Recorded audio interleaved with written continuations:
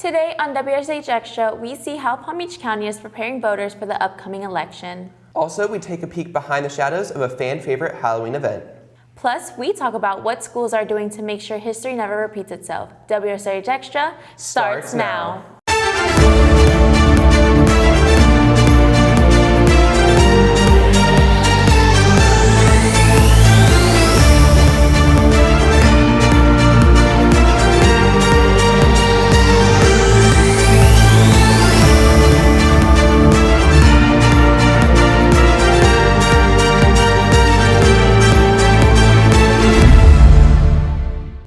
Welcome to this episode of WSRH Extra. I'm Sophie Sierra. And I'm Liam Kane. WSRH Extra was an extra busy this fall covering autumn events and submitting pieces to the Florida Scholastic Press Association. Let's see what the month of October had in store.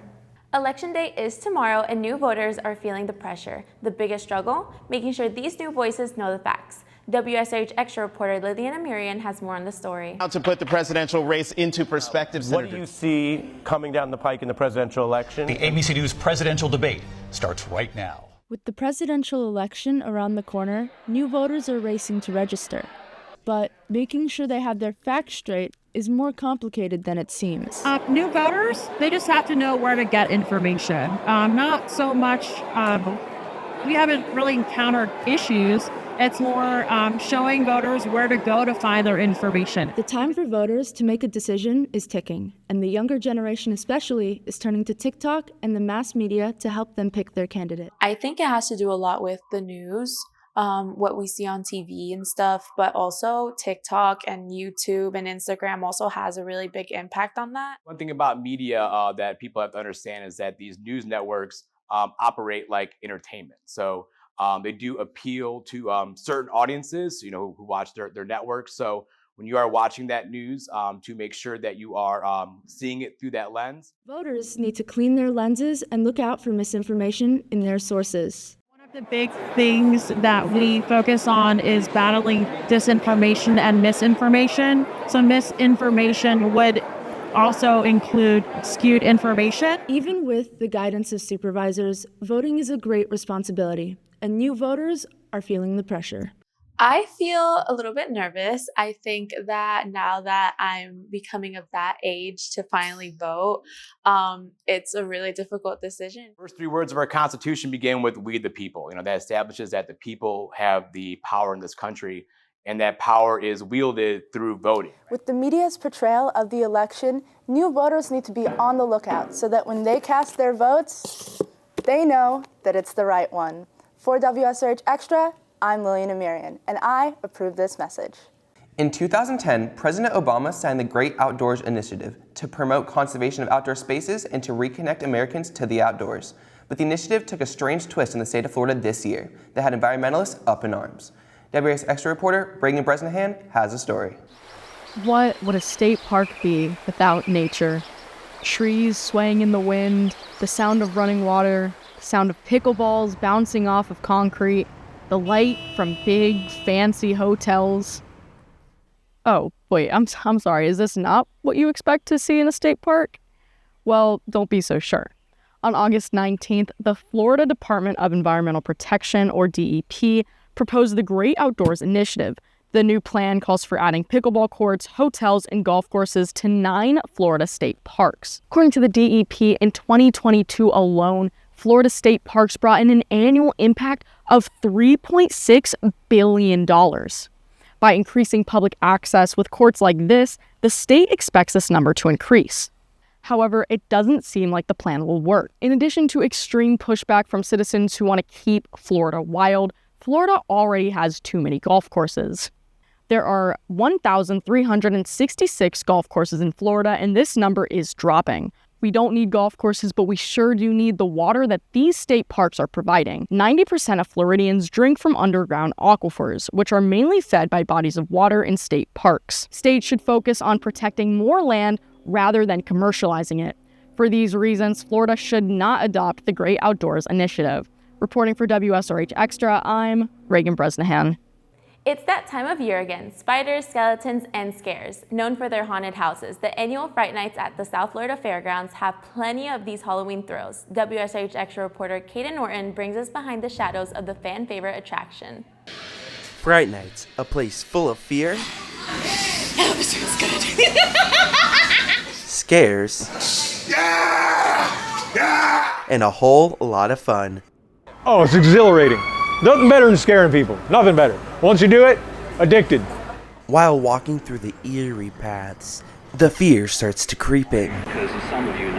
In the shadows, there will be jump scares, a creepy set, and a whole lot of screams. Exciting and a little nervous. It feels kind of cool and thrilling. Search for a girl named Cindy. Your task is to carefully navigate and find her. But along with Cindy, behind the scenes you can also find these amazing crew members that help bring this experience to life year after year. While I was at school, I actually realized I liked more of the behind the scenes, like set design and stuff, more than makeup. So when I came back, I started pushing to do a haunt, and I pitched this idea, and then now I became a haunt designer. Here at Fright Nights, it's not just the scares, but the thrill that keeps people coming back. From screams to laughter, and the chills to thrills. A night at Fright Nights is a night to remember. For WSRH Extra, I'm Kaden Norton. While it's not unusual to hear screaming at Fright Nights, a new shop might have you screaming for a different reason: ice cream. WS Extra reporter Rachel Hunter has the story. Florida Ice Cream Company, located at Okeechobee Boulevard, is helping to bring a fresher taste to ice cream. So our ice cream comes from an Amish farm on the West Coast. They have their own cows, they have their own milk, they have their own everything. So it's all very clean and very natural. With unique flavors including gluten-free, dairy-free, sugar-free, sorbet, and whole milk, this ice cream place has something for everyone. We have some very good flavors that I personally don't really see anywhere else. So I feel like just what we offer is a little bit different from the other places. Ice cream, you scream? Why is no one screaming for this amazing ice cream? Only because we've just opened. We are not super busy, but usually when people come in here, I mostly am the one that serves them. This newly opened business is doing all that it can to try and reach the public. And the people who happen upon this little ice cream shop are pleasantly surprised by the warm atmosphere and amazing ice cream. The decor is good for this time of the year, and the ice cream is delicious. Employees love the place, customers love the ice cream, and the interaction between the staff and customers is always a pleasant one. I love working here. It's definitely a good job for me. I like being able to, serve things that I like. Like, I'm a very big ice cream fan, so I get to share that interest with the people that I serve, which is really nice. Florida Ice Cream Company, a small yet cozy ice cream place, opens its doors to new customers looking for delicious ice cream and a homey, family-owned place to enjoy it. For WSRH Extra, I'm Rachel Hunter. An exhibit that some students may recognize came back. Educators fought to bring back the Holocaust exhibit to inform younger generations about history. WSRH Extra reporter Mason Contessa has the story. After 79 years, people all around the world are still educating new generations about the Holocaust. Students at Seminole Ridge have had a special opportunity to learn more about this tragic event in history. It is some artifacts from the Holocaust where there are some individuals to give a presentation to explain what you're seeing. Also an artifact exhibit with 25 actual artifacts from the time period.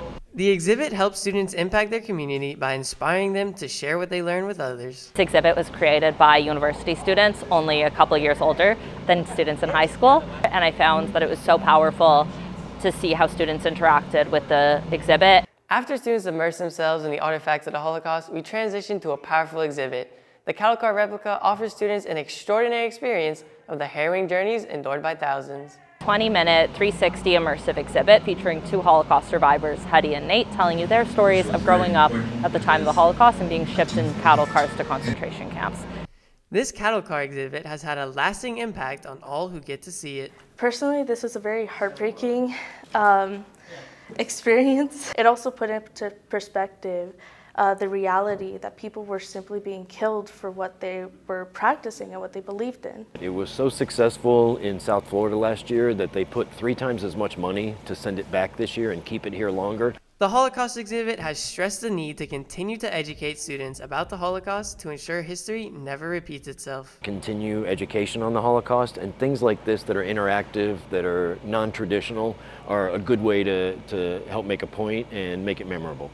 I think it's important to learn about the Holocaust because without learning history, we're doomed to repeat it, but as well making the connections of what happened then and what's happening today in our world. This tragic time in history will never be forgotten here at Seminole Ridge.